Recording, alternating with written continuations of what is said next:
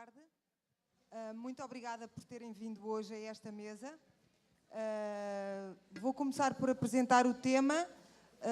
Brevemente, o meu nome é Joana Gurjão Henriques, eu sou jornalista em Portugal, no Jornal Público. Escrevi 2 livros sobre racismo, o primeiro sobre racismo e colonialismo nas ex-colónias africanas portuguesas e o segundo, Racismo no País dos Brancos Costumes, sobre racismo estrutural e institucional em Portugal. Foi basicamente um livro de entrevistas. Não falei por ninguém, não falo por ninguém, e o objetivo foi, do meu lugar de escuta, ser um veículo para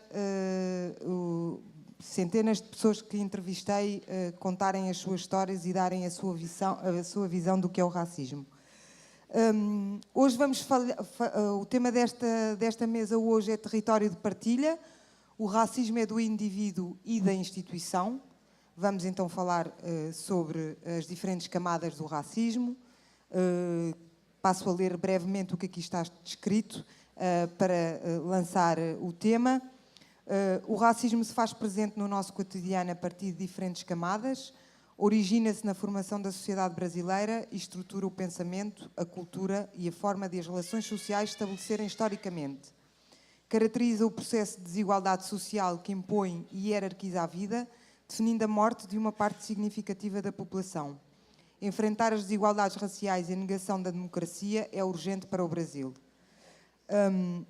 Vou passar a apresentar as nossas convidadas. À esquerda, a Andresa Jorge, é licenciada em dança.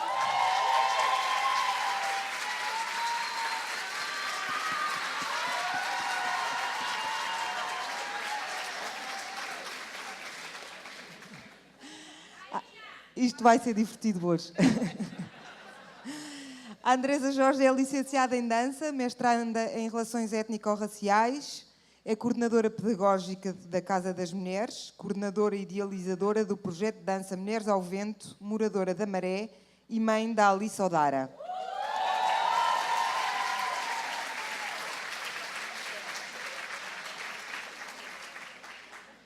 Ao lado da Andresa está a Yuderquis Minhoso, que é escritora. É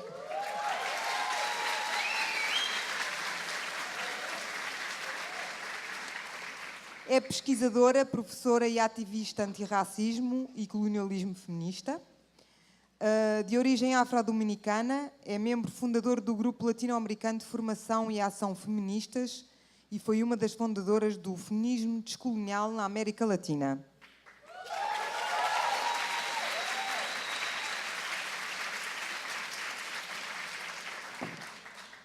À minha direita, lá ao fundo, a Lúcia Xavier.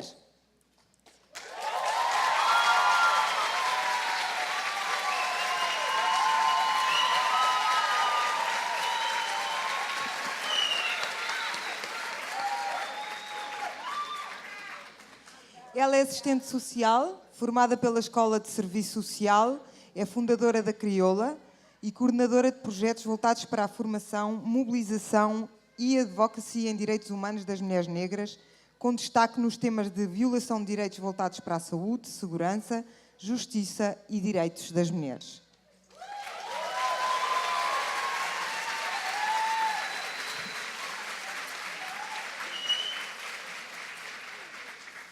Finalmente, Sueli Carneiro.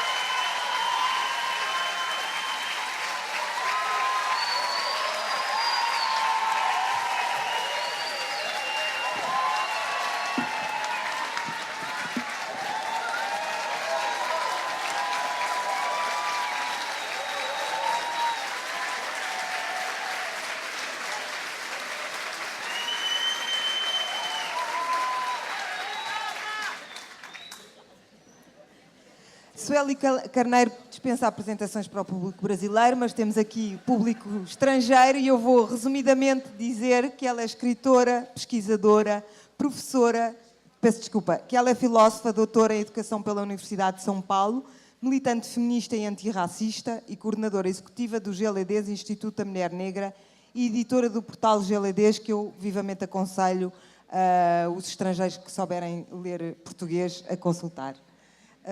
Obrigada.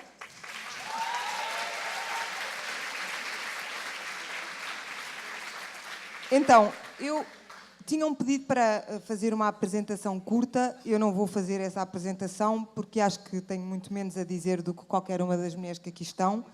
Não vou tomar esse palco. Apenas quero dizer que como mulher branca e falando para as pessoas que querem pensar no seu privilégio, aconselho a leitura de um texto da Peggy McIntosh, que é uma autora norte-americana, que refletiu sobre o privilégio branco e que faz uma lista de situações em que ela define como não tendo que pensar, no fundo, no que é o racismo e na sua condição racial. E eu estou a falar disto porque hoje o tema é racismo institucional e eu acho que ela elenca muito bem o que é o racismo institucional que nós brancos sobre o qual nós brancos devemos refletir. 2 ou 3 coisas só para vocês ficarem com uma ideia. Ela diz: caso eu precise mudar de casa, eu posso alugar qualquer apartamento numa área qualquer, no sítio onde eu quiser viver. Se eu desejar estar com pessoas da minha raça a maior parte do tempo, eu consigo. Passo agora aqui a palavra primeiro. Decidimos que seria assim, entre todas, que a primeira pessoa a falar é a Euderquis Minhoso. Cada uma das intervenientes vai falar por cerca de 15 minutos e depois haverá espaço para 1 ou 2 perguntas e passaremos a bola ao público, porque o interessante nestes encontros também é nós conseguirmos ouvir o que é que as pessoas desse lado têm a perguntar. Obrigada.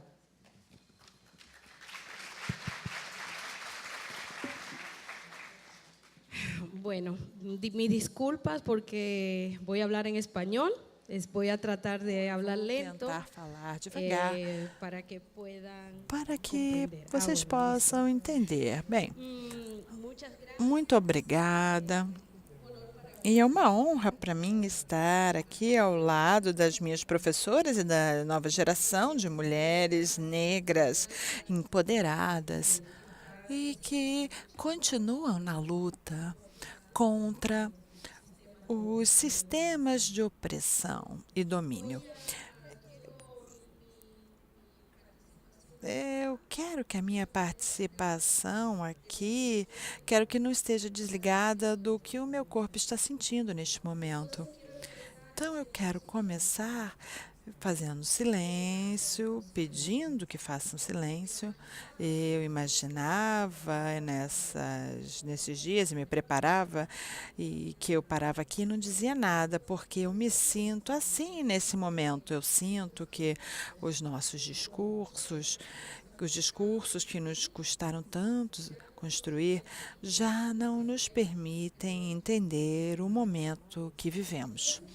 Então, eu quero começar pedindo um momento de silêncio, 1 minuto de silêncio, se possível, olhando para quem está em volta, vendo com quem estamos compartilhando esse momento, quem somos, por que estamos aqui, quais são as dores nesse momento particular da história deste continente do mundo.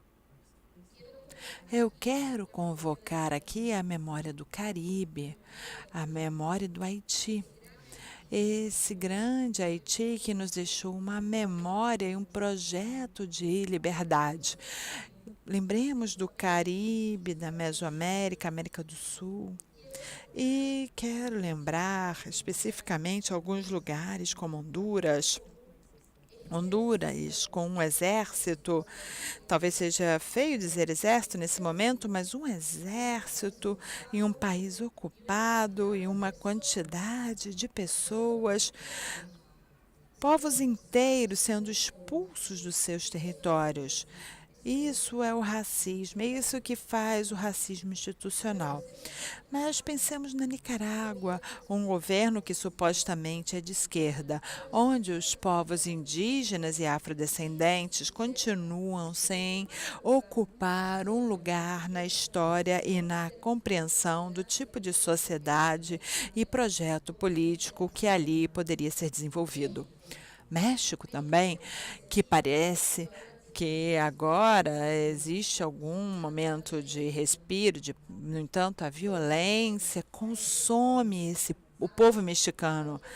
Qualquer lugar onde abrimos, descansam milhares de corpos que se baseiam nesse território e que são os condenados que estão tentando escapar das guerras na América Central e que estão tentando escapar da fome e da destruição.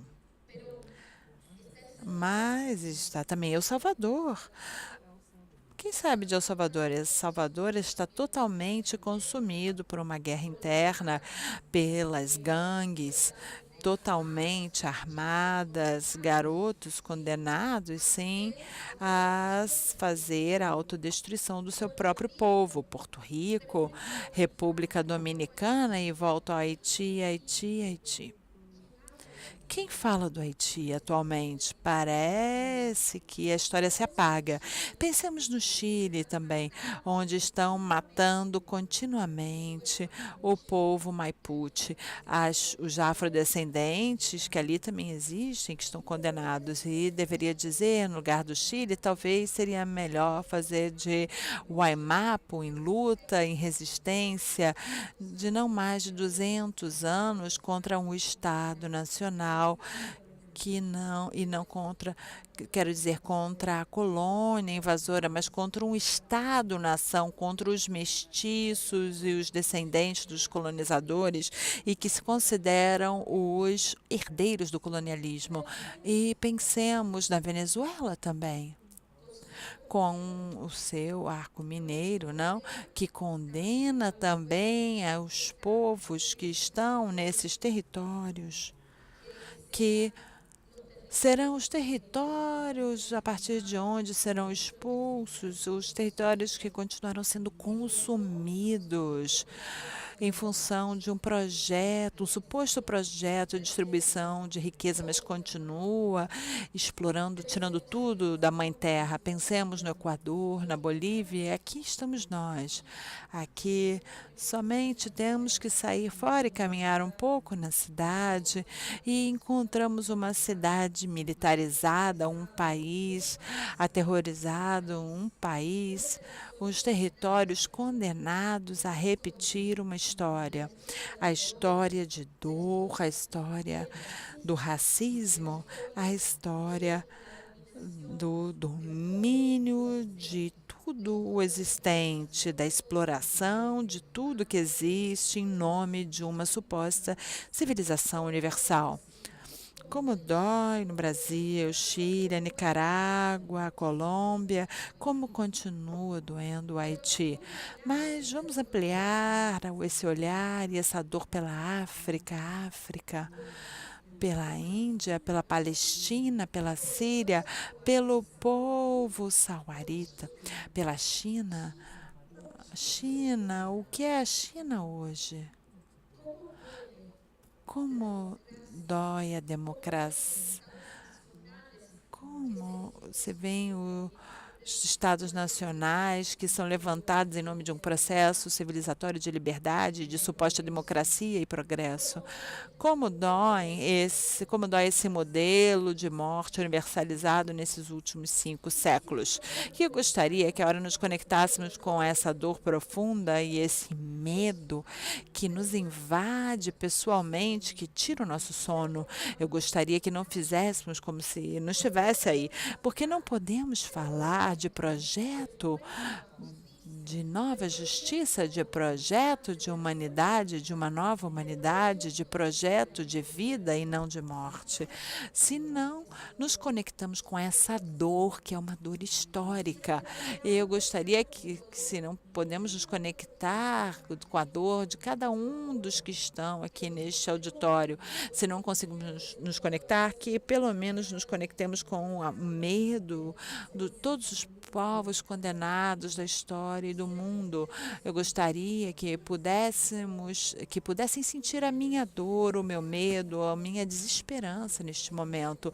Eu não sabia o que dizer a vocês hoje, porque se supõe que deveríamos trazer esperança, e eu acho que estamos em um momento de desesperança. E eu acho que temos que olhar essa desesperança nos olhos, enfrentá-la não para dominá-los, mas sim para nos aliarmos, porque só aí podemos nos conectar com essa profunda dor da história que se construiu com base na destruição de muitos e muitas, de muitos povos, em benefício de poucos. Eu tenho medo desse tempo presente e o tempo que se aproxima. E dizem que o medo paralisa, e certamente é assim, mas com o tempo também aprendemos que esse tempo de paralisia é um tempo de aprendizagem. Podemos aproveitar para estudar aquilo que nos dá medo.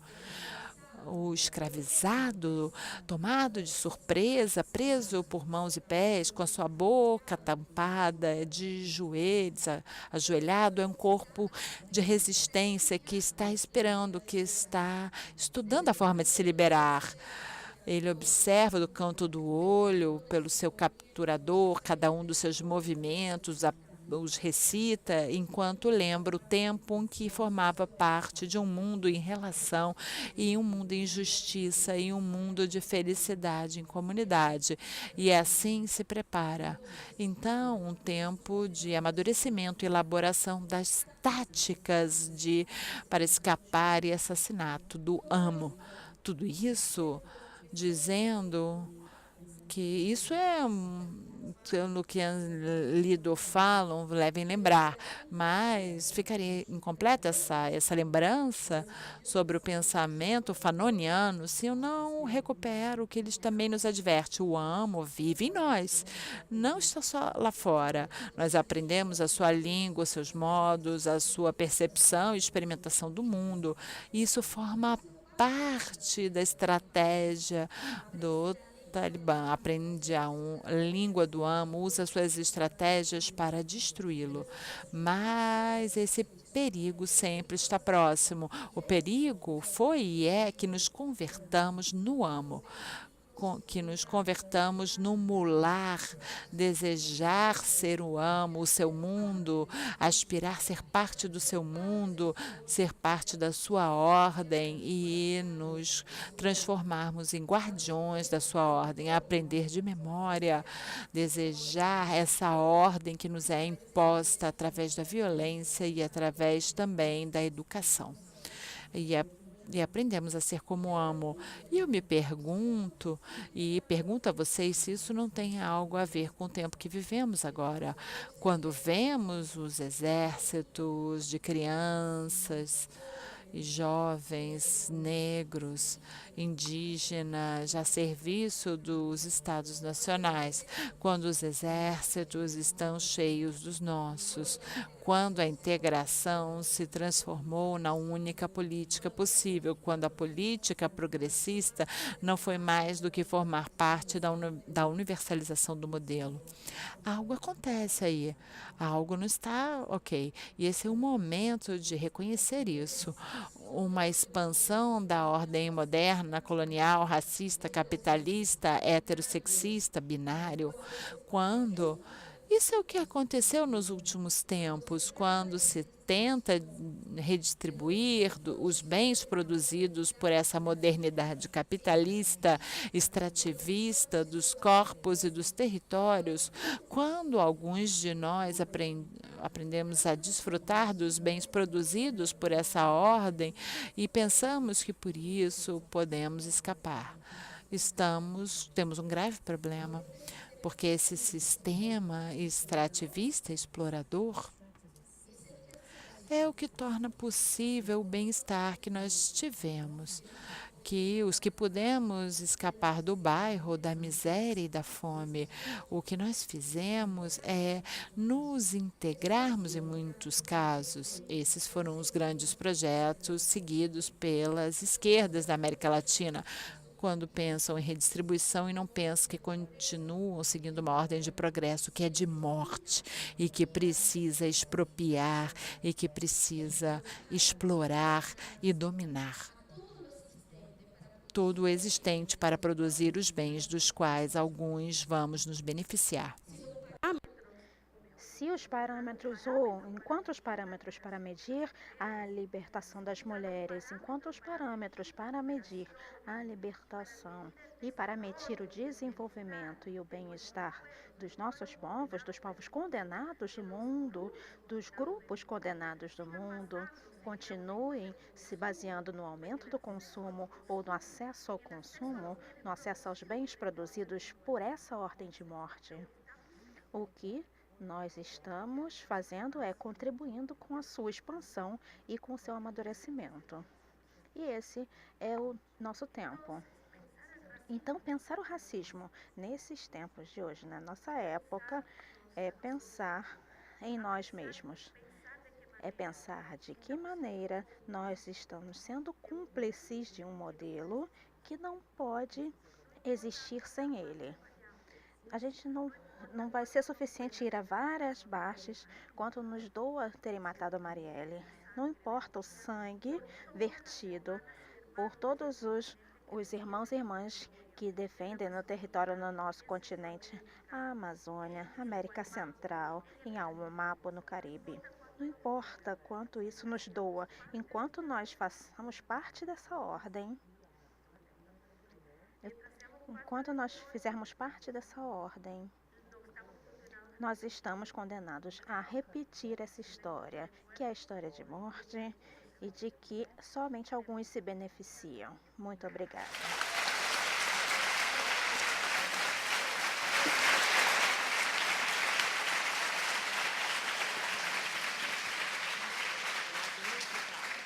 Obrigada, Ioderquis Minhoso, por esta panorâmica magnífica sobre o racismo estrutural e a extensão do racismo estrutural. Vou passar agora a palavra à Sueli Carneiro.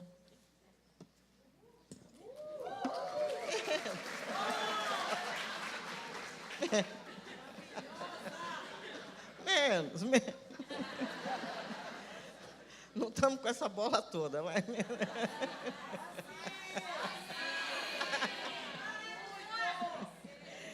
Boa tarde a todas e a todos. Vamos lá, vamos tentar trabalhar. Bom, eu pensei que eu ia ter que ir ali, porque eu me atrapalho com os papéis e eu não sei falar sem ler. Todo mundo que me conhece já sabe, mas parece que vai dar certo. Parece que vai dar certo. Bom, que bom estar aqui. Esse festival é a primeira boa notícia que temos, depois que as trevas da Idade Média retornaram para nos assombrar, né? Vamos combinar. É um prazer e uma honra estar nesse evento ao lado de todas essas mulheres valentes e permanentes em resistência.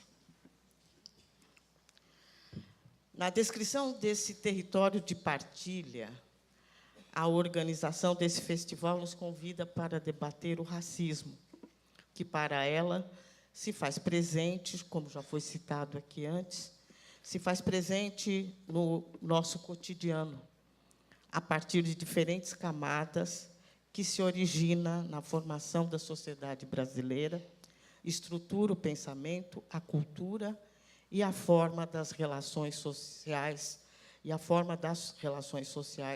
se estabelecerem historicamente. Portanto, em sendo assim, o racismo conforma um sistema de poder. Um sistema de poder que foi nomeado por um filósofo afro-americano que eu adoro citar, Charles Mills, foi nomeado como um contrato racial, que estaria em vigência no mundo, estabelecendo a supremacia branca em toda parte, como um sistema político não nomeado, que seria a branquitude.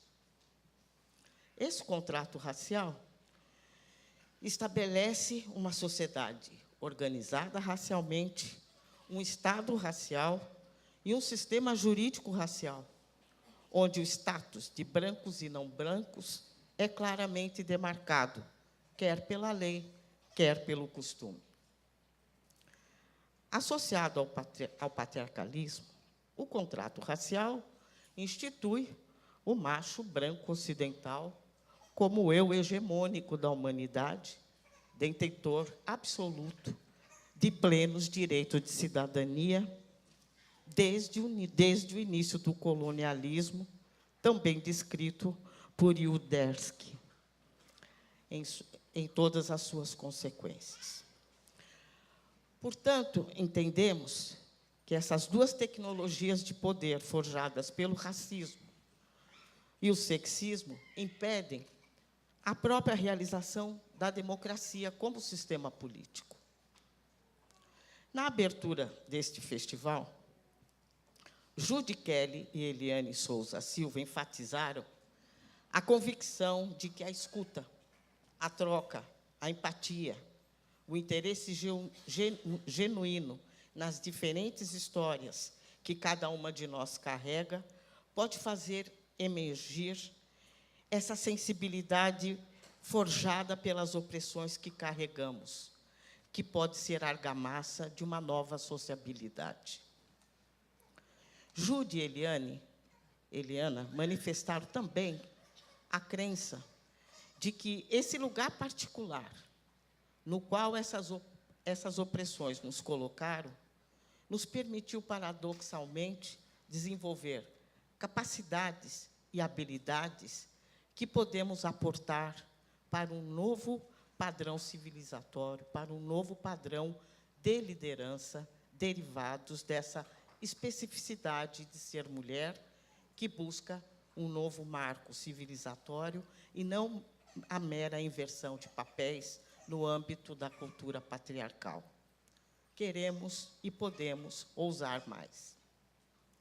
E, mais uma vez, a teoria do contrato racial nos ajuda na politização dessa perspectiva, no sentido da ampliação do combate ao racismo e busca de um novo contrato racial.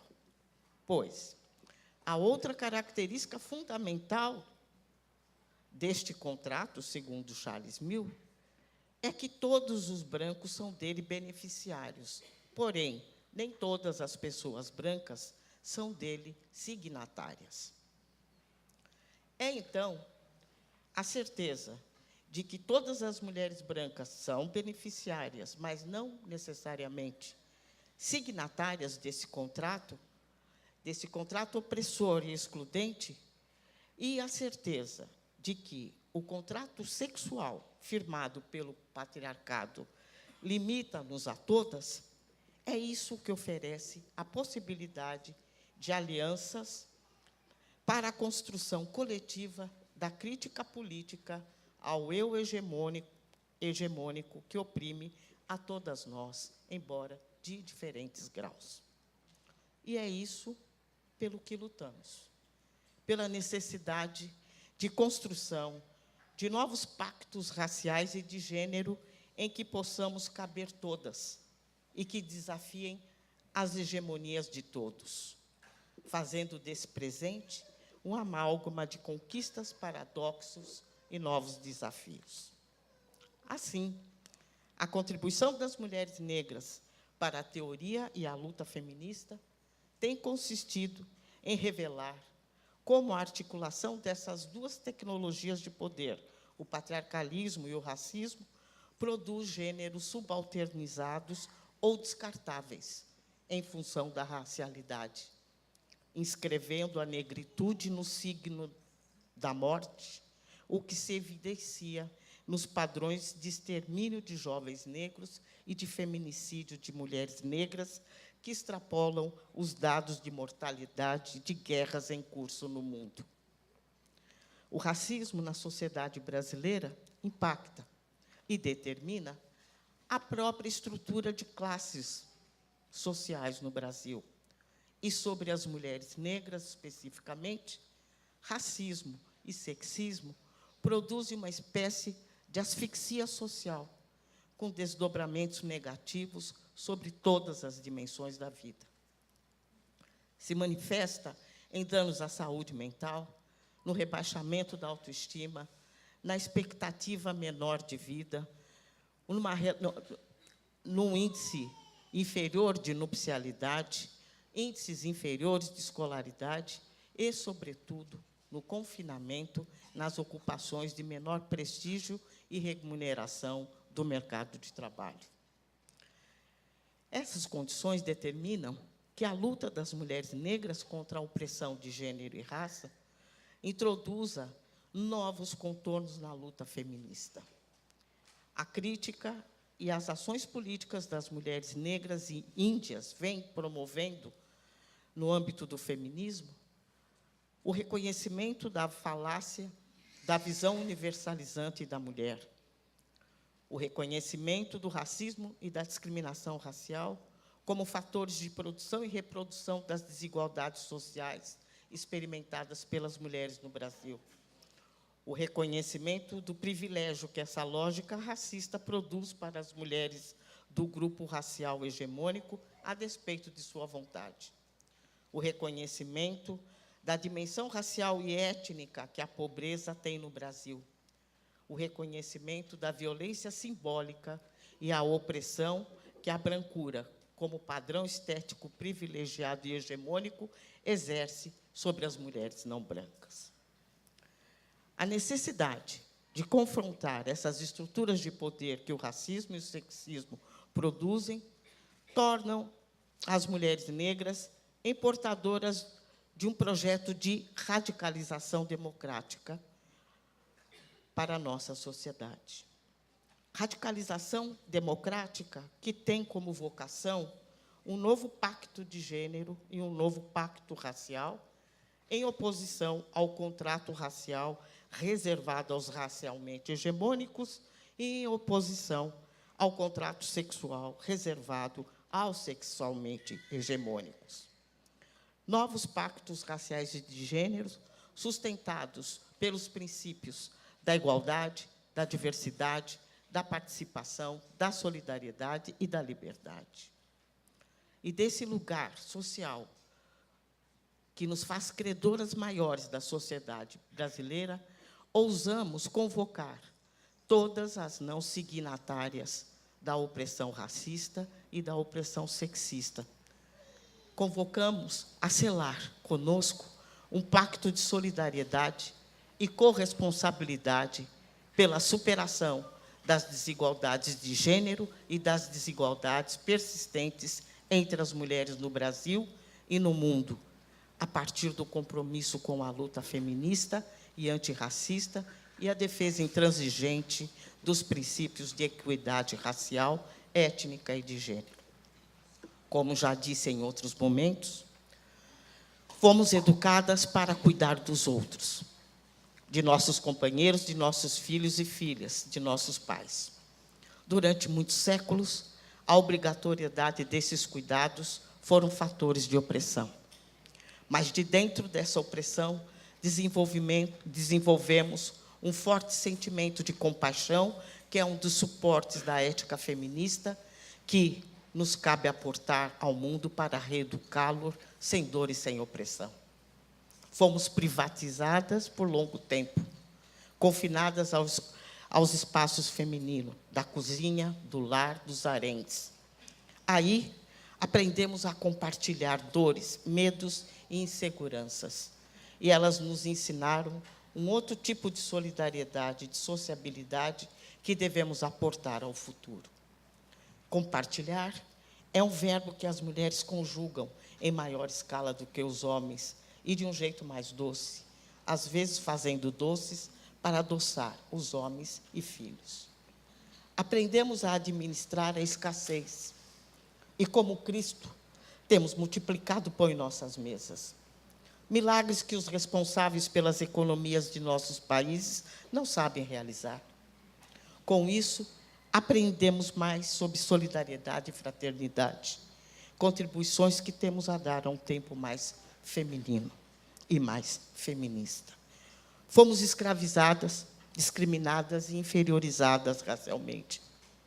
arrancaram os nossos filhos dos nossos seios, nos obrigaram a amamentar e criar filhos que não eram nossos. Essa experiência brutal explica o nosso apreço pela liberdade. Liberdade que, para nós, é um princípio inegociável. Essa experiência brutal também nos inscreveu no paradigma do outro, do não ser. E aí, nesse lugar que o eurocentrismo europeu nos colocou, aprendemos como se reproduzem subjetividades subalternas e hegemônicas, escravos e senhores. Porque assistimos aquelas crianças brancas que alimentamos, que fizemos adormecer em nossos braços confiantes, se tornarem em feitores, em comerciantes de carne humana, em torturadores de negros revoltados, em estupradores de escravas. Mas é daquela experiência brutal que sabemos que tanto podemos educar as pessoas para discriminar e oprimir, como para respeitar, acolher e se enriquecer com as diferenças raciais, étnicas e culturais dos seres humanos. Esse é o outro desafio posto para o futuro. A valorização e o reconhecimento da integridade humana de todas e todos nós torna-se, pois, então, um pré-requisito e mais um fundamento ético para a reconciliação de todos os seres humanos. O princípio capaz de fazer com que cada uma de nós, com a nossa diferença, possa se sentir confortável e em casa nesse mundo, pertencentes que somos todos a mesma espécie humana. Essa missão civilizatória é talvez o ponto mais importante da agenda das próximas gerações de feministas.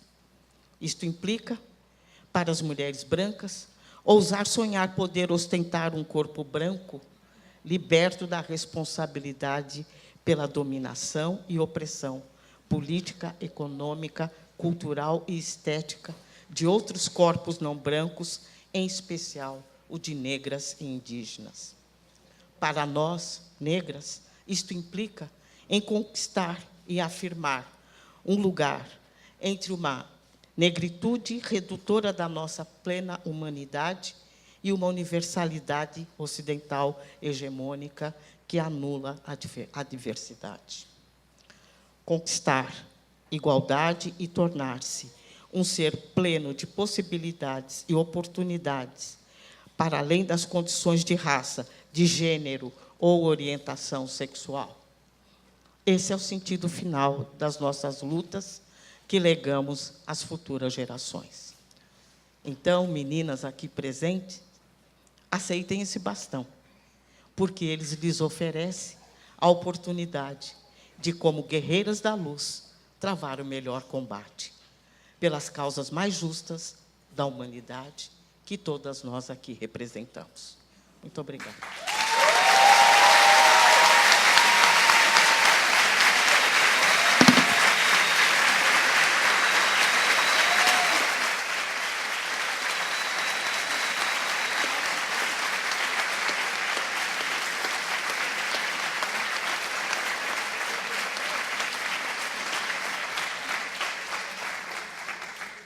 Obrigada, Sueli, por esta tão comovente aula de mobilização. Passo agora a palavra à Andresa. Andresa. Boa tarde, todas. Como falar, né, depois?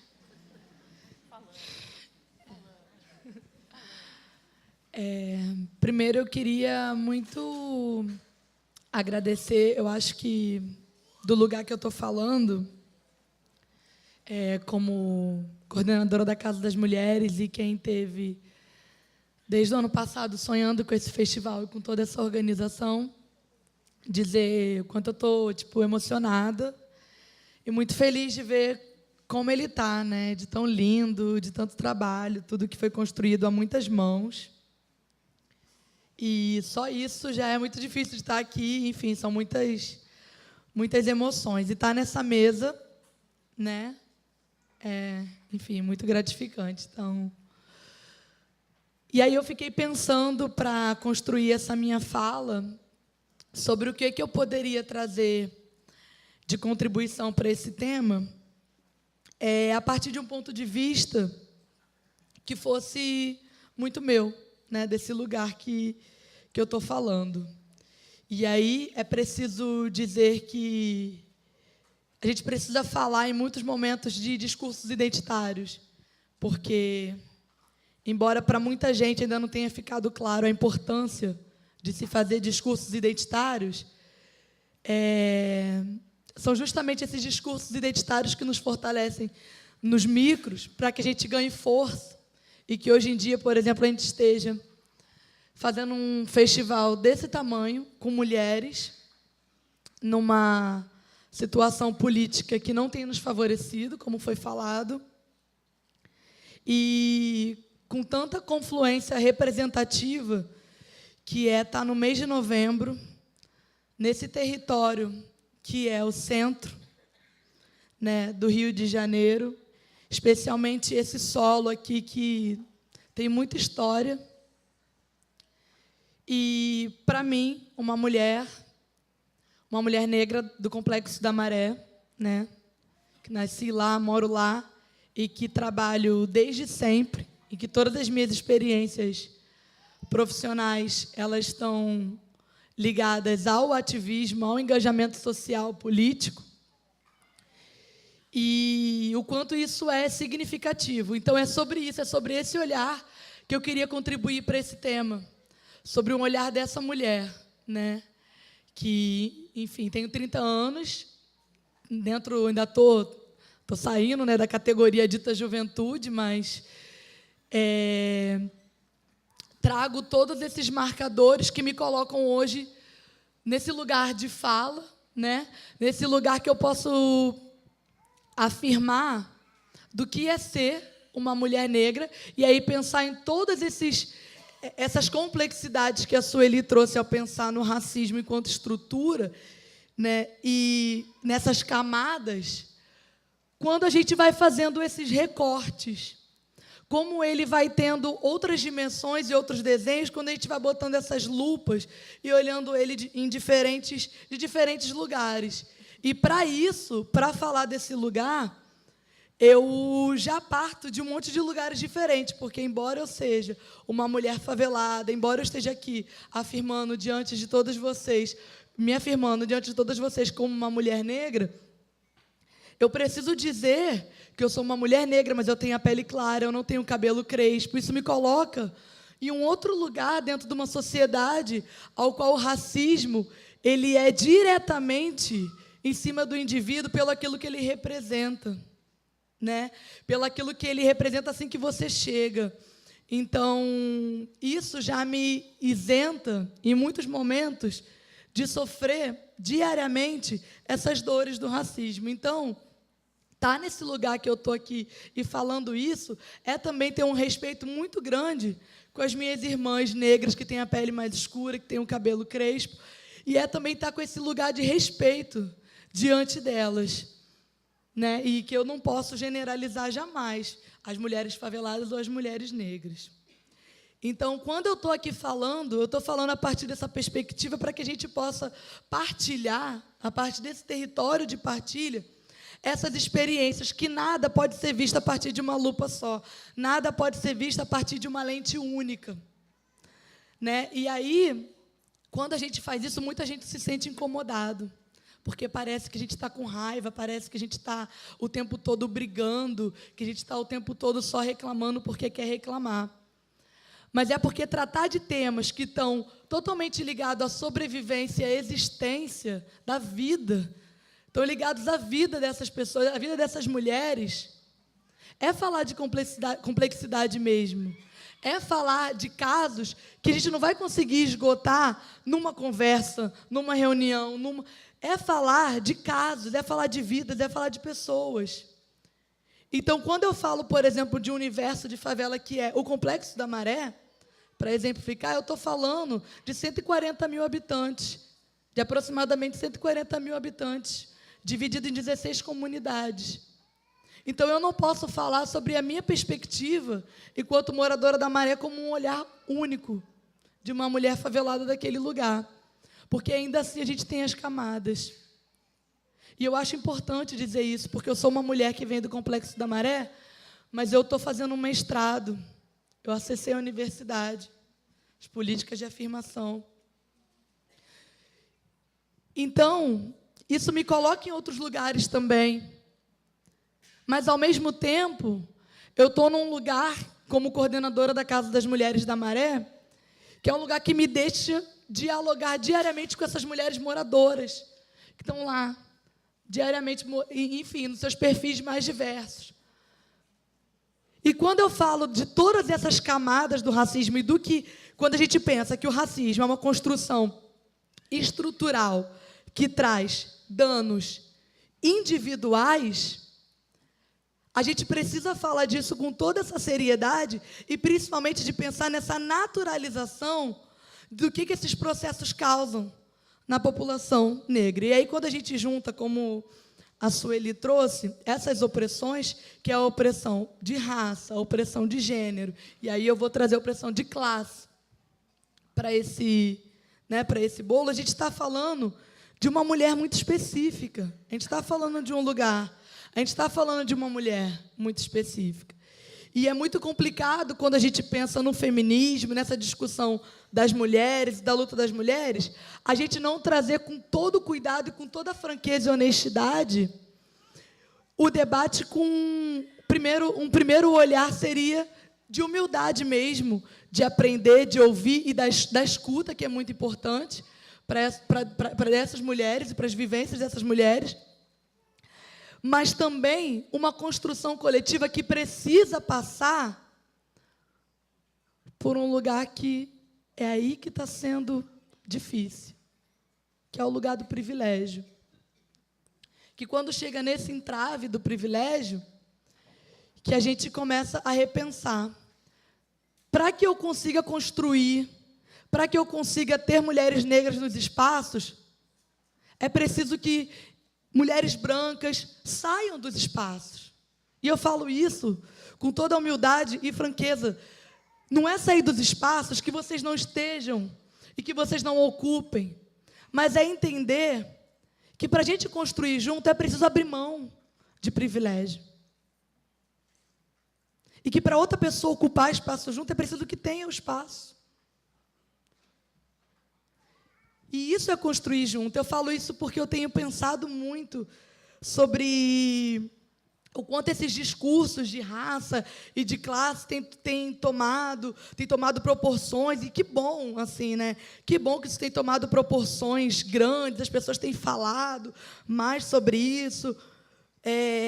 A gente teve, né, esse processo, enfim, das eleições, que foi muito duro. Depois disso, a gente teve muitas falas do ninguém solta a mão de ninguém.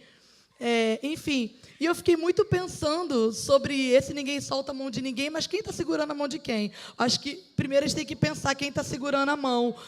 E aí, quando a gente olha para quem está segurando a minha mão, eu primeiro tenho que saber quem está segurando a minha mão, antes de saber quem vai soltar, quem não vai. Porque quem não vai soltar, eu já sei. Quem não vai soltar, eu já sei. Né? Eu acho que, enfim, quem não vai soltar, quem é preto favelado sabe. Desculpa.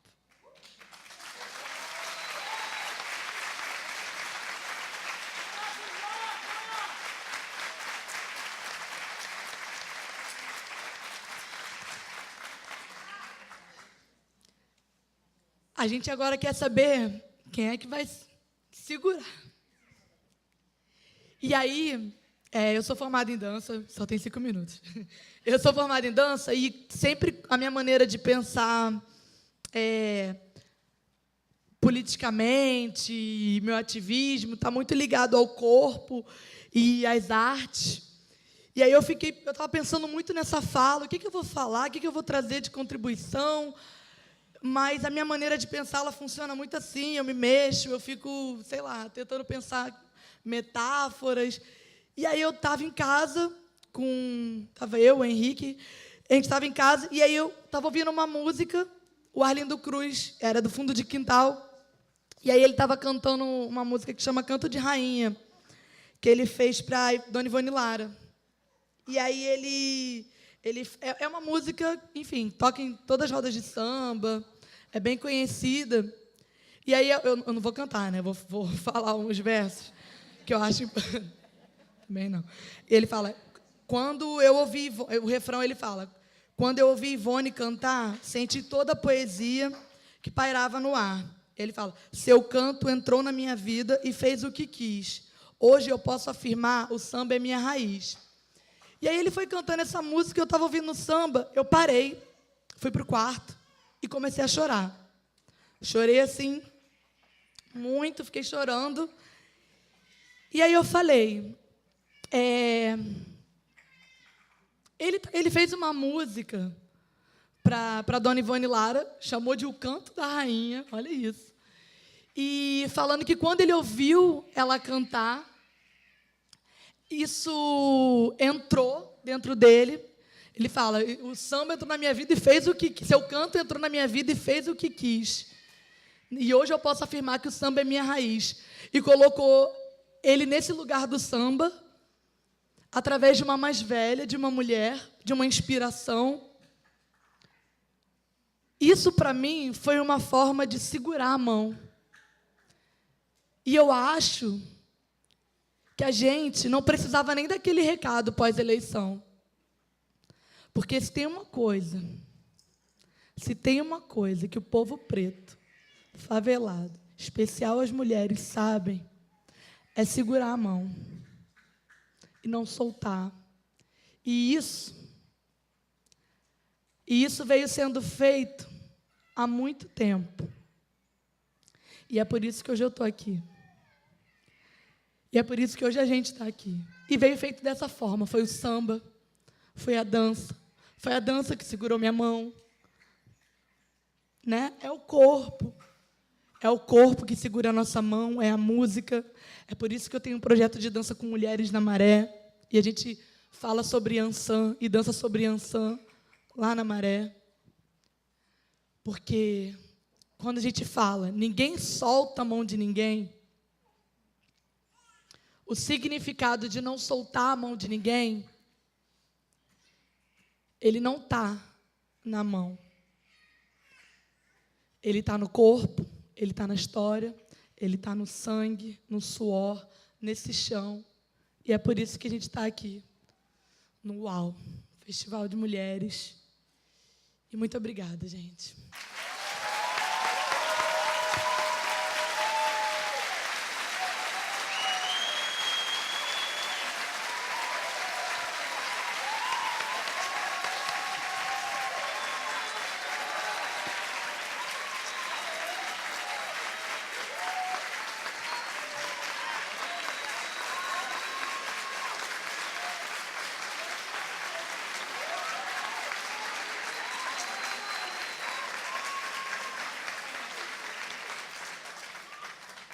Bem, depois desta lição de amor da Andresa, vou passar a palavra à Lúcia Xavier.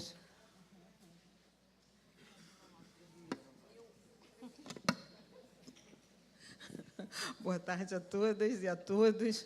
Recebi aqui uma ordem de pôr ordem, mas eu acho que eu não vou conseguir. Vou logo explicando, né? É que, como eu sou discípula delas, eu já tinha anotado tudo. E aí elas chegaram aqui, elas falaram tudo que eu tinha anotado. Não porque fui eu que inventei, é porque eu sigo os passos delas, né? E... Não, não é demagogia, não. É que tem que fazer a lição direitinha. Tem que trabalhar a lição legal, né? Tanto que está tudo arrumadinho aqui, ó, mas vocês verem que eu não sou boba, sou uma filha do Oxum, anotei tudo atrás.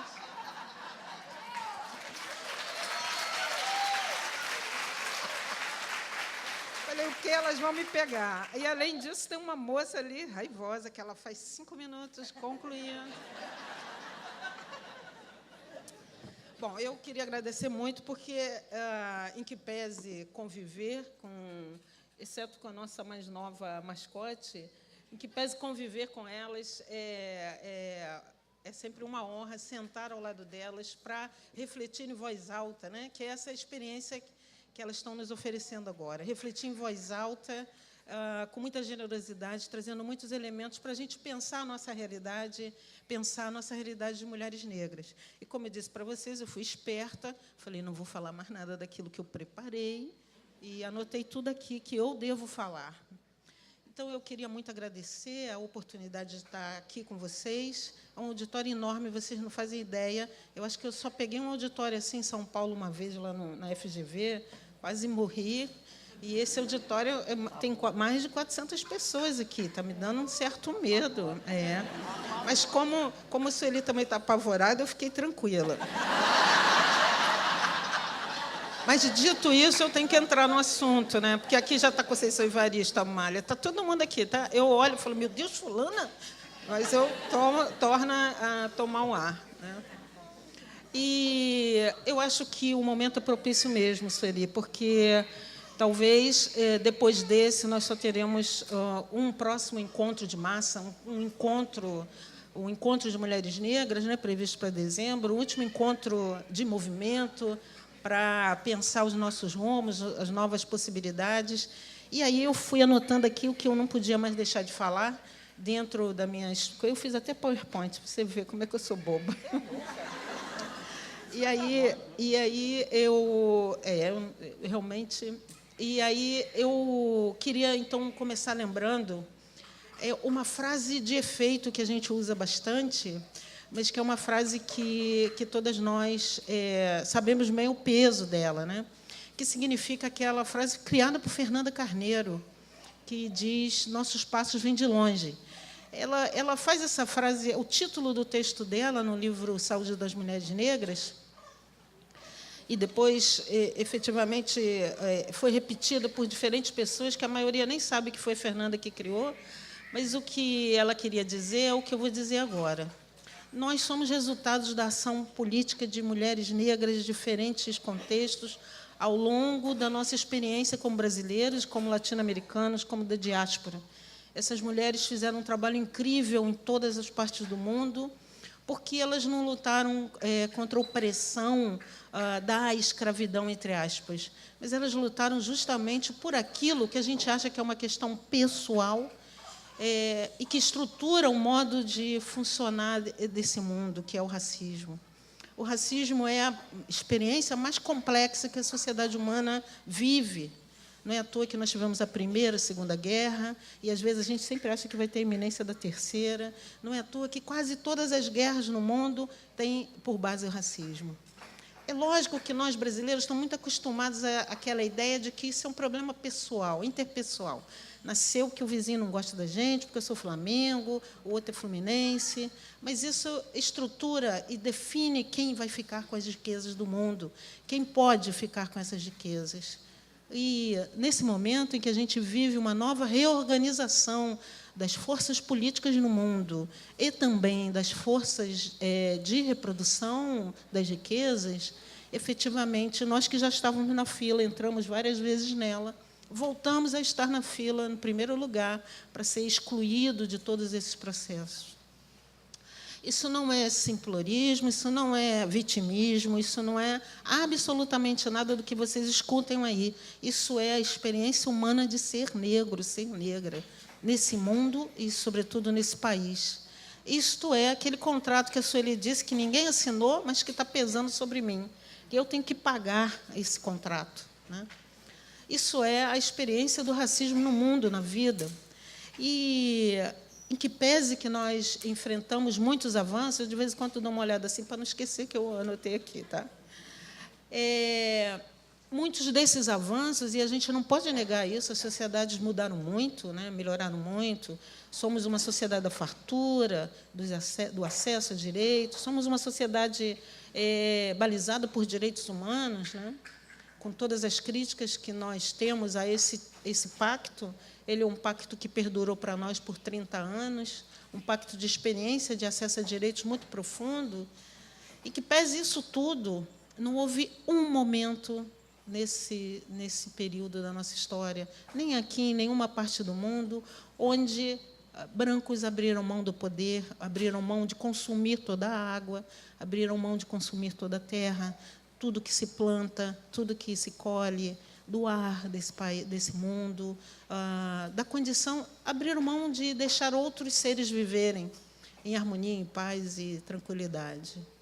Essa reafirmação do padrão de civilidade, como bem disse o Udesca, é feita também por nós, negros e negras, quando não dizemos não ao modo que processa esse padrão, não só pelo mérito, mas pela violência, mas pela escassez, pela expropriação, pela exploração de outros.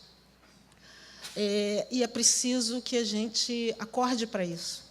Esse não é o nosso problema, mas nós somos as principais vítimas de experiências onde o racismo segue oferecendo instrumentos para a opressão e para a expropriação e a exploração de outros. É também necessário que a gente olhe com mais afinco como é que o racismo funciona. Hoje, quando alguém diz para mim, mas o racismo é interpessoal, eu digo, legal, eu também sou Flamengo, como eu já disse para vocês. Mas isso não é suficiente para explicar que o fato de alguém não gostar de mim porque sou negra mate um avião por dia, um Boeing 737 por dia de gente negra. Isso não explica. Não explica a morte materna, não explica absolutamente nada daquilo que a Sueli enumerou na sua fala.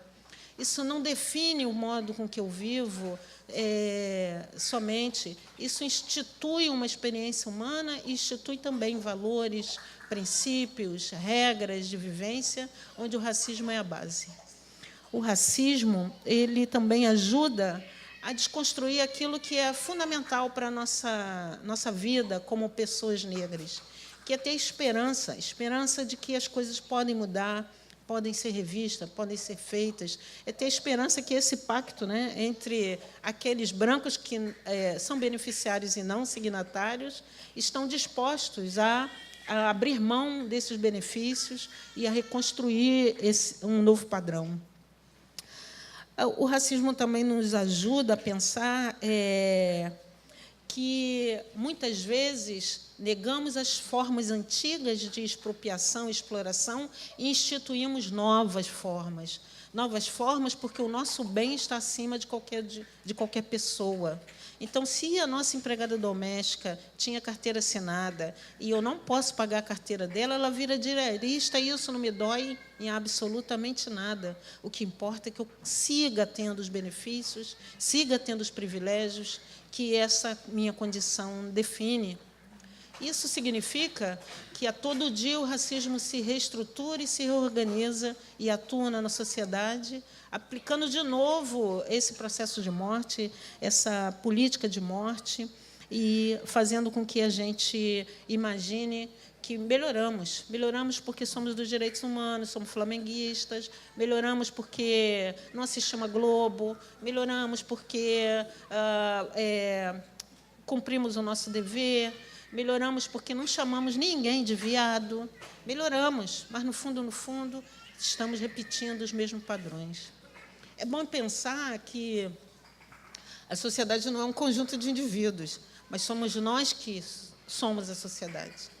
E, se ela é o que é, nós estamos, de alguma forma, permitindo ou construindo essas experiências de violência e de racismo que atravessam a vida de outras pessoas em detrimento da nossa própria. Acho que a gente tem muitos desafios. Alguns deles já foram colocados aqui pela Sueli, tão bem colocados que eu nem sei se os meus se equivalem aos dela, mas eu creio que pode ajudar a somar um pouco nessa reflexão. Estou vendo que o assunto está sério mesmo.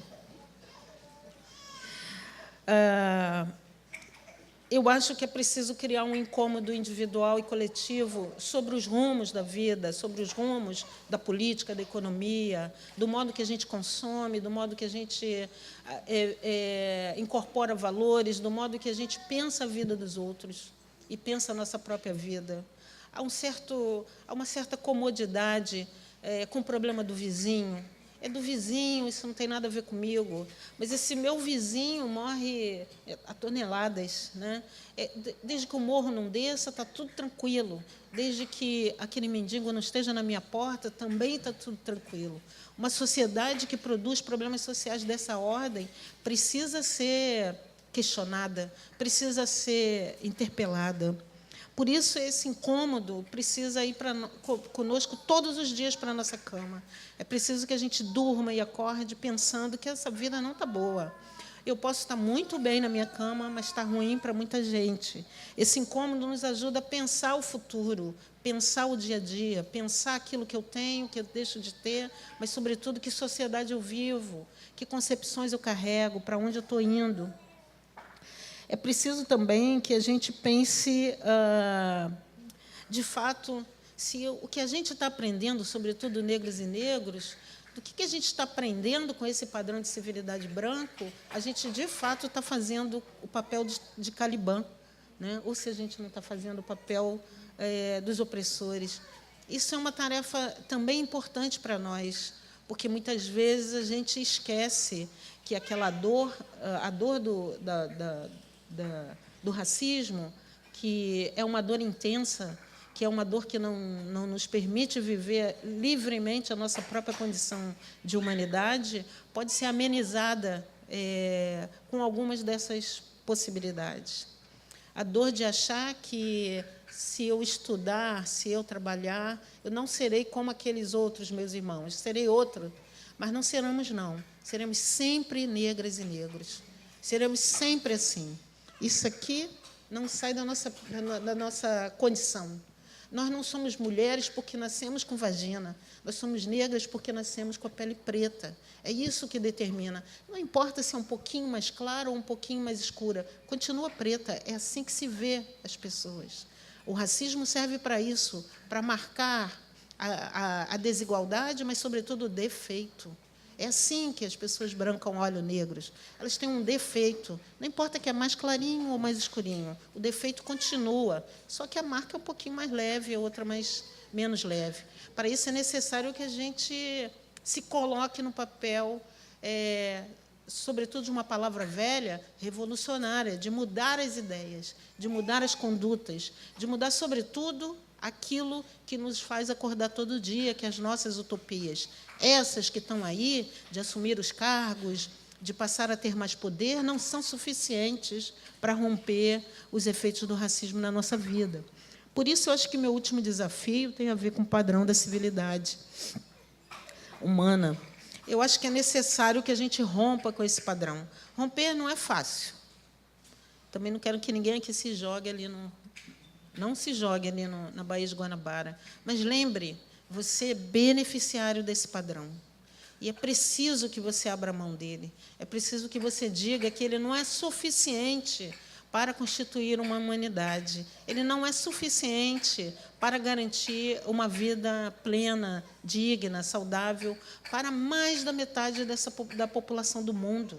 Ele não é suficiente para fazer com que essa criança que chore hoje chegue a uma vida adulta com qualidade de vida. Então, é necessário que a gente abra mão desse padrão. E vou lhe dizer, não é fácil. Não é fácil diminuir a quantidade de comida que a gente come, não é fácil deixar de usar plástico, não é fácil garantir os direitos das domésticas que a gente tem, não é fácil lutar pelo Sistema Único de Saúde com qualidade, não é fácil dizer que não aceita guerras, não é fácil concordar que a ação afirmativa é fundamental para tirar esse país do fosso que vive hoje. Não é fácil. Mas, se fizer a primeira vez, não tem um negócio que diz que o primeiro passo a gente segue o caminho? É mais ou menos assim.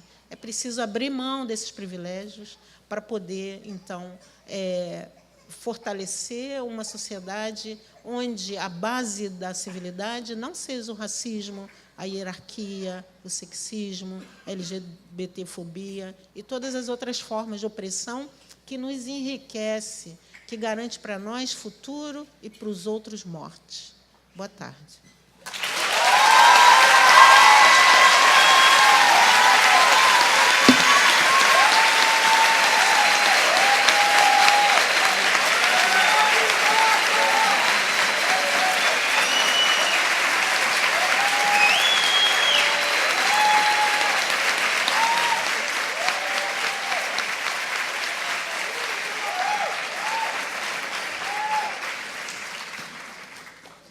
Obrigada, Lúcia.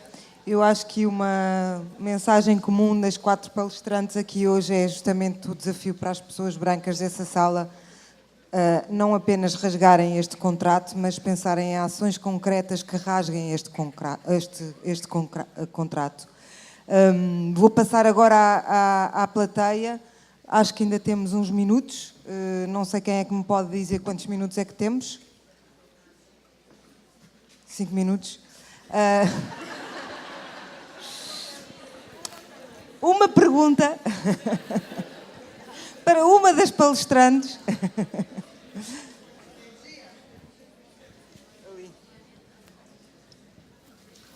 Podem ser duas?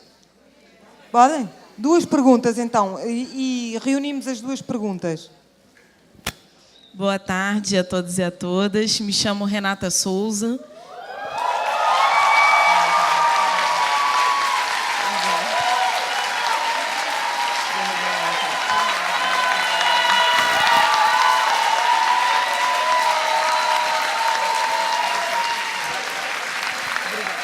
Obrigada, gente. Assim, meu coração não aguenta, né? Depois de uma mesa dessa, maravilhosa. Quero agradecer muito ao evento, assim, Festival Mulheres do Mundo, o quanto que a gente tem a aprender e a trocar e a compartilhar. Eu quero agradecer muito. E eu tenho uma pergunta, porque quando a Sueli fala de Guerreiras da Luz, né, essa missão civilizatória, né, quase que a gente tem que o tempo inteiro apelar para marcos civilizatórios para a nossa sobrevivência, para a nossa existência. Enquanto mulher negra nessa sociedade que nos massacra, eu fiquei pensando quais são os caminhos, na verdade, nessa sociedade com esses contratos que vocês tanto revelam aí, e que é difícil, sim, abrir mão, né? Mas... e ainda mais nessa sociedade que dá concessão para uma mulher preta escritora, né? Uma mulher preta deputada, uma mulher preta. Como sair desses padrões e dar, de fato, luz para essas guerreiras da luz? Porque isso é um desafio enorme. Também, quando a Andresa traz essa questão de ninguém vai soltar a mão da outra, mas a gente sabe que soltam, sim, e como a gente consegue se construir aí nessa sociedade, trazendo à luz as guerreiras da luz. Obrigada. Obrigada.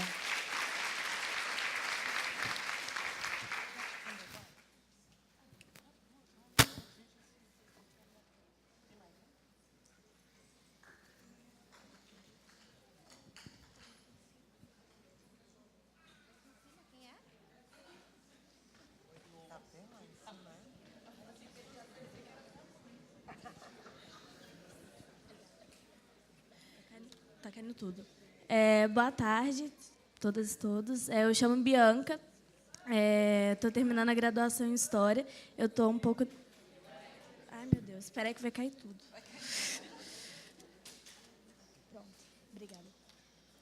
Aí eu falo um pouco baixo. Eu chamo Bianca e eu estou um pouco nervosa. Eu queria muito agradecer a presença de todas desse evento. Nós viemos só por conta dele e está sendo uma experiência muito emocionante, muito potente. Indo de encontro à última pergunta, só que voltando também para a educação, e queria fazer a pergunta especialmente para a Sueli, mas para todas as mulheres que estão na mesa. Quando a gente discute sobre o epistemicídio, presente sobretudo na academia, e como que afeta, principalmente nós, mulheres negras, que temos a nossa fala, as nossas produções deslegitimadas, silenciadas a todo momento, e que a gente tem, inclusive, a nossa formação pautada com essa história oficial, racista, eurocêntrica. E para além disso, dentro da sala de aula, eu queria saber como romper, principalmente para a gente, com todas essas práticas epistemicidas que violentam a gente de todas as formas, né? Tanto com racismo institucional, científico, religioso, e que é reproduzido todas as teorias evolucionistas lá do século XVIII até hoje, inclusive nos livros didáticos.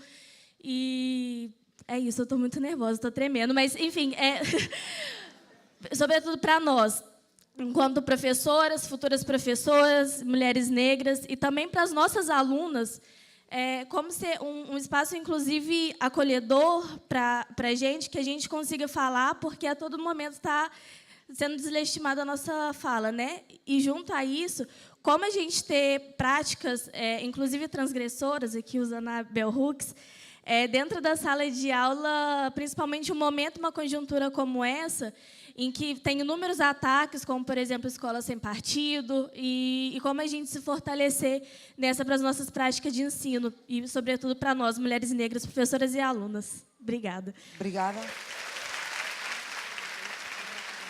Há aqui só mais uma pergunta, a última, aqui à frente.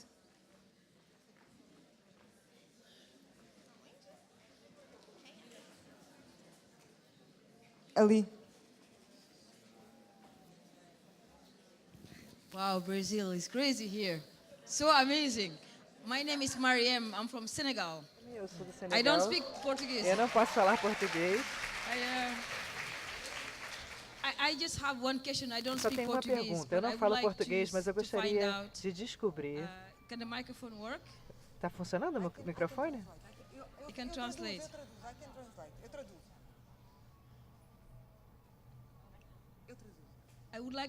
Eu gostaria de descobrir o que eu posso fazer para assegurar que a gente possa ter conversas, porque eu trabalho com meninas jovens no Brasil, eu sou uma pessoa da área tecnológica e eu construo programas. Eu quero obter mais meninas negras em empresas de tecnologia. O que eu posso fazer? Como é que vocês podem me ajudar a fazer isso? Como é que a gente pode fazer com que as mulheres brancas deixem seus privilégios para permitir que mulheres negras participem? Thank you.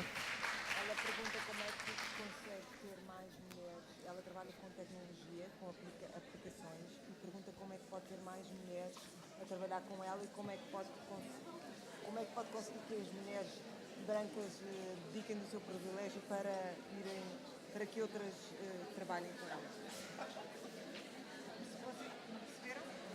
Receberam a pergunta? Ok. Quero responder agora por ordem? Ok. Ok, peço desculpa, não foi traduzida. Portanto, a Mariem trabalha com tecnologia, trabalha com aplicativos de telemóvel e quer saber como é que consegue ter mais jovens negras a trabalhar com ela e como é que consegue que mais mulheres brancas abdiquem desse privilégio para ter as raparigas, as mulheres negras a entrarem nesse território.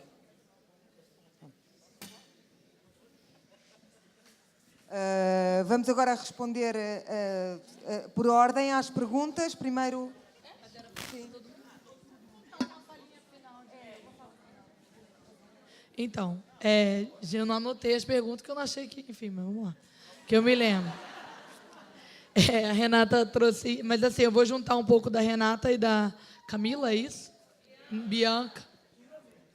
E elas falaram... A Bianca falou sobre epistemicídio e a Renata falou sobre a pauta especificamente das mulheres negras e desse abandono que acaba tendo na hora do enfrentamento, da luta, por parte do restante da sociedade, né? Enfim.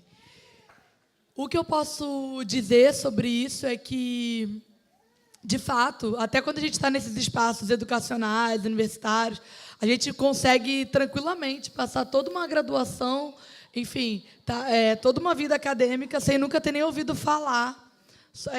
Toda a vida escolar, né, na verdade. Acho que desde a educação infantil até a formação superior, é possível, no Brasil, você passar sem nunca ter ouvido falar nada sobre a história, cultura, arte afro-brasileira, africana.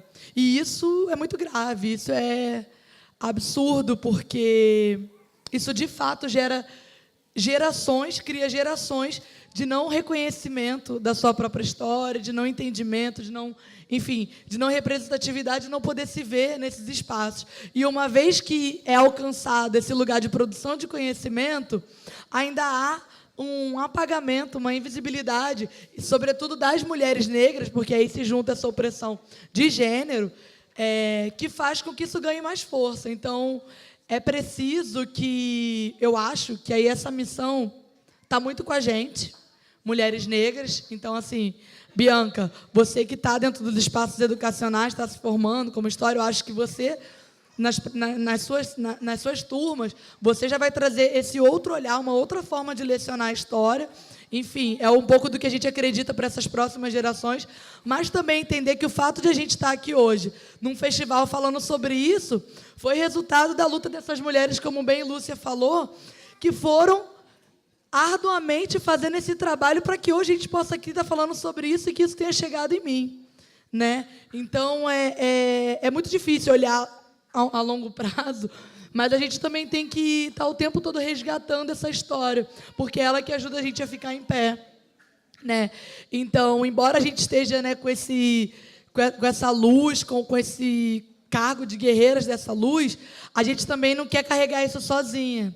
Eu acho que a gente quer que as pessoas estejam juntos, mas que todo o restante, tanto os homens brancos quanto as mulheres brancas, até mesmo nossos homens negros, eles pensem como está cada vez mais próximo dessa causa, mas muito nesse lugar de escuta, de entendimento, de como chegar e de como saber, inclusive, que momento se colocar. Eu acho que é muito importante, porque foi até uma coisa que eu postei hoje no Facebook.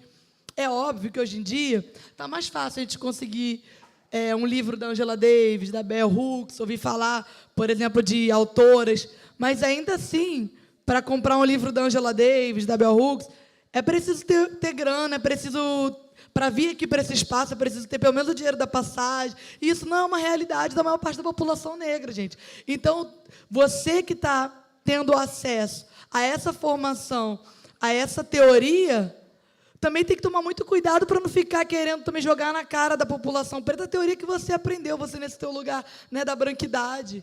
Então, assim, não adianta pegar essa teoria dos intelectuais negros para isso te legitimar, para você achar que é o detentor também dessa luz aí. Então, devagar também, né, galera? Vamos. Ai, meu Deus.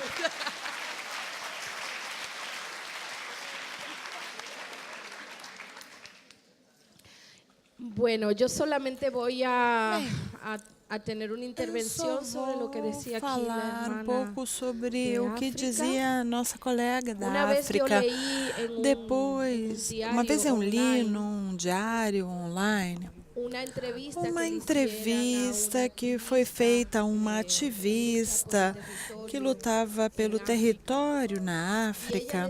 E ela dizia: nós morremos para que vocês tenham os seus smartphones. E eu, então, agora eu acrescento a isso. Talvez eu já seja um pouco velhinha, mas eu acho que temos que desaprender e questionar esse modelo com base no desenvolvimento tecnológico. Logicamente, eu utilizo o Facebook, agora eu falei, pelo celular, mas eu sei que faço parte desse sistema de morte. Era disso que eu estava justamente falando. É uma contradição. Faz parte do momento que vivemos neste momento, inclusive quando estamos implicados na luta, todas fazemos parte desse modelo. E temos que começar a questionar o que significa ser uma ativista da tecnologia. Eu me perguntei no momento, porque eu sou como uma geração intermediária. Eu cheguei à tecnologia quando se começa a expandir e aparece primeiro os correios eletrônicos, depois as redes sociais. Estou falando final dos anos 90, e nós passamos rapidamente de consumir uma coisa e passamos a outra. E essa ilusão que é criada pela tecnologia. Hoje eu sou anti-tecnologia.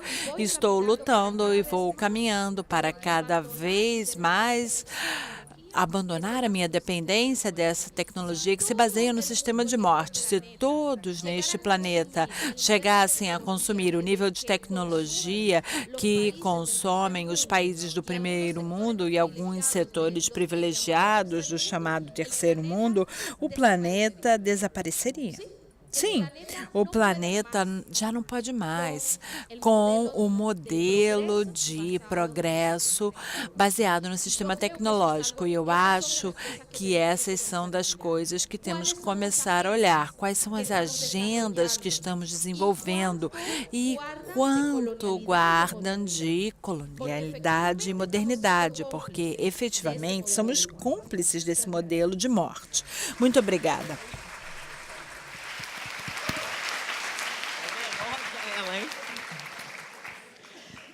Oi, Renata. Eu queria te dizer que talvez essa quantidade de jovens mulheres negras que nós celebramos, nós, a geração mais velha, celebramos hoje com tanto orgulho, com tanta esperança, é produto de um esforço que vem sendo realizado pelas mulheres negras desse país há 4 décadas, de organização política de mulheres negras. Agora, em dezembro, nós vamos celebrar os 30 anos do primeiro Encontro Nacional Feminista de Mulheres Negras Brasileiras. A minha organização completou, nesse ano, 30 anos de existência. É uma das mais antigas, talvez a mais antiga, e talvez a principal vitória de organizações mais ou menos pioneiras como a minha é o fato de ter inspirado a criação de organizações de mulheres negras em todo o território nacional. Há organizações de mulheres negras nesse país, de norte a sul, de leste a oeste, do Iapoque ao Chuí. E, para mim, o pré-requisito para se travar qualquer luta política é a organização política. Então, eu vejo nas organizações de mulheres negras o instrumento político que as mulheres negras construíram para fazer esse enfrentamento, para fazer essa disputa. E o resultado disso é esta confiança que essa nova geração apresenta nesta luta que vem sendo construída ao longo desses últimos 30, 40 anos. Então, quando eu acho que já está acontecendo, o que você perguntou, já está acontecendo. Há uns 15 anos atrás, nós, as velhas feministas, das quais tem algumas aqui nessa plateia, bem aqui na minha frente, aliás, a gente, nos nossos encontros, a gente olhava para um lado, olhava para o outro, e era sempre aquela mesma companheira, não é? E a gente perguntava, cadê? E, de repente, vocês apareceram. Sabe Deus saídas de onde? De onde? Porque não consigo entender. De repente, elas surgiram, emergiram, estrearam, né? Como dizem os baianos, estrearam na cena pública. E a internet foi o espaço que revelou essa potencialidade, essa vocalização, essa polifonia que estava dispersa e a gente não conseguia perceber, porque não estavam nas nossas organizações e não estavam também nos nossos fóruns coletivos, mas estavam criando outras formas. E essa é a novidade. São novas formas de ativismo, uma nova que se estabelece, que somam a esse processo tradicional de organização política que nós trazemos e que, em muitos momentos, convergem.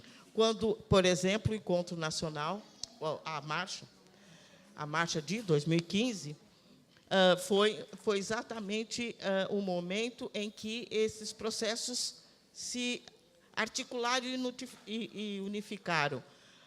as organizações tradicionais de mulheres negras puxaram, e todo esse ativismo, sobretudo virtual, não é? Também expressou seu poder de convocação e de presença nas ruas, dando aquela demonstração de força que foi aquela extraordinária Marcha de Mulheres Negras de 2015. Então, eu estou confiante de que o que você está falando já está acontecendo. E acho que você também é expressão disso, que está aí, né? Então, eu tenho certeza que o bastão está em boas mãos e que vocês estão prontas, não é, para travar o melhor dos combates, não é? Okay.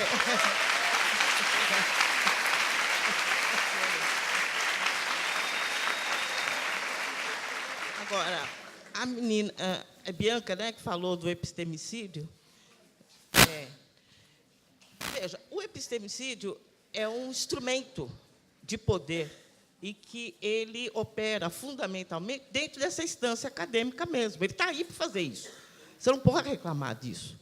Ele foi feito para isso, para nos deslegitimar como sujeito cognoscente, para nos deslegitimar, para questionar a nossa educabilidade, para deslegitimar as categorias que são essenciais para a compreensão do mundo que foi produzido, por exemplo, pelo colonialismo e que resultou nessas tragédias de sociedades com esses padrões de desigualdade que a gente conhece. Então, nós não podemos reclamar, foi tudo feito para isso. O instrumento que a gente tem para lutar com isso é a crítica. É a crítica e, sobretudo, a desconstrução, né? Esse processo decolonial de crítica permanente das práticas pedagógicas que tentam, o tempo todo, reiterar a nossa inferioridade, sobretudo do ponto de vista cognitivo. E eu acho que, além da crítica permanente a esse modelo, da disputa permanente por categorias que nos contemplem, que é o repertório padrão é também parte desse processo de exclusão, porque não reconhece os processos históricos que fizeram com que as nossas sociedades sejam o que são. Então, mas eu acho que tem uma pista muito interessante, bacana, para ser perseguida pela reflexão da Bell Hooks, em que ela diz que, além de tudo, nós temos que construir os nossos próprios canais de legitimação. E acho que isso é uma questão para você guardar com carinho e pensar o que fazer. Até porque não se conspira em praça pública, não é, minha filha?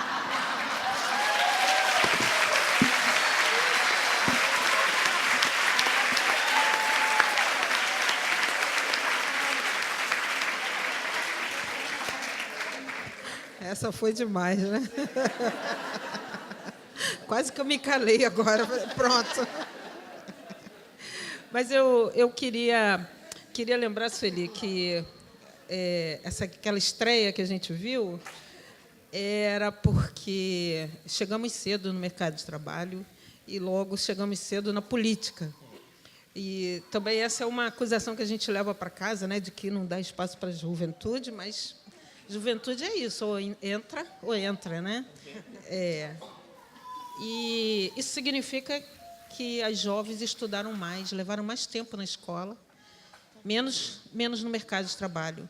Isso faz uma diferença na vida enorme, em que pese que os mercados mudaram, que a forma de inserção no trabalho mudou, que até nem tem tanto trabalho, né? Não tem tanto posto de empregos, mas isso significa que essa geração passada não só deu lastro para que nós fôssemos à universidade, mas também nos ajudou a empurrar uma geração para frente, que é essa geração que está aí com mestrado, doutorado, nas universidades, enfim, lutando, né?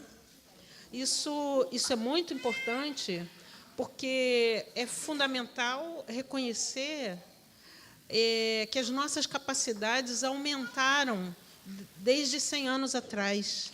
E não foram poucas as capacidades que nós admitimos para nós nesse processo. Nós, desde 30 anos, podemos até dizer 40, temos trabalhado firmemente para mudar a estrutura do Estado brasileiro.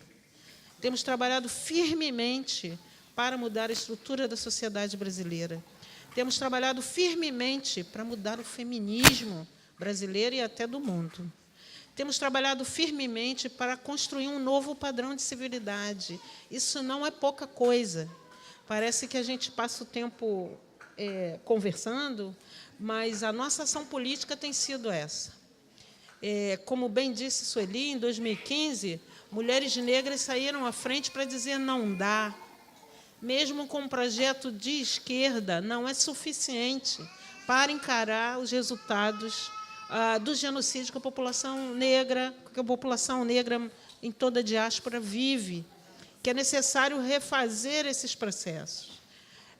Eu acho só que nós temos um defeito.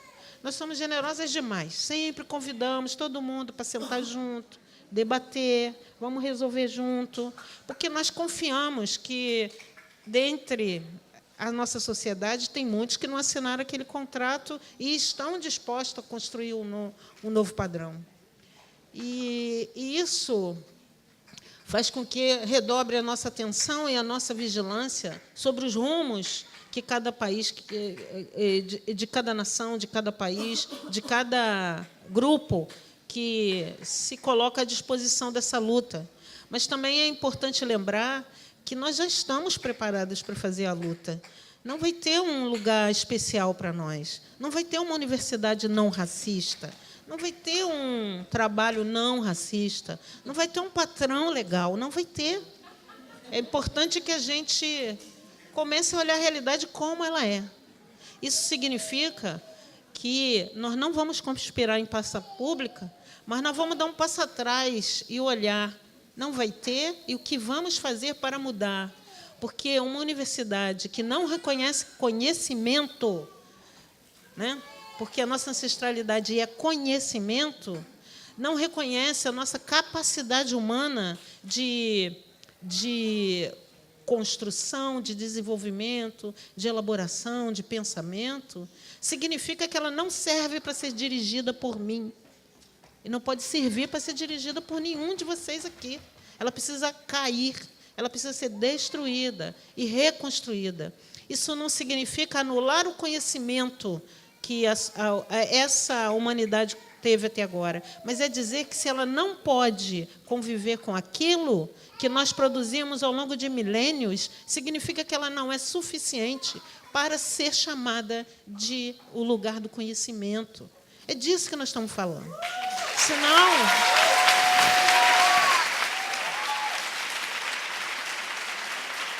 Senão, de novo seremos pegos pelo racismo. Vamos nos moldar para virar reitores e reitoras, para virar professores e professoras, presidentas da Petrobras, presidenta das secretarias e ministérios, quando a gente sabe que é necessário construir essa mudança. E não é uma pessoa, sinto muito. Nem aqui, Sueli Carneiro, do meu lado, é capaz de fazer sozinha isso. É verdade.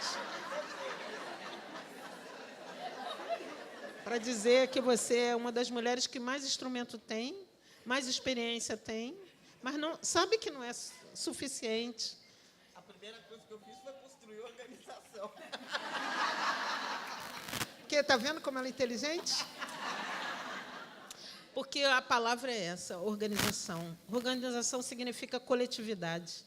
Organização significa construção. Organização significa construção de sonho, de pensamento. Organização significa irmandade.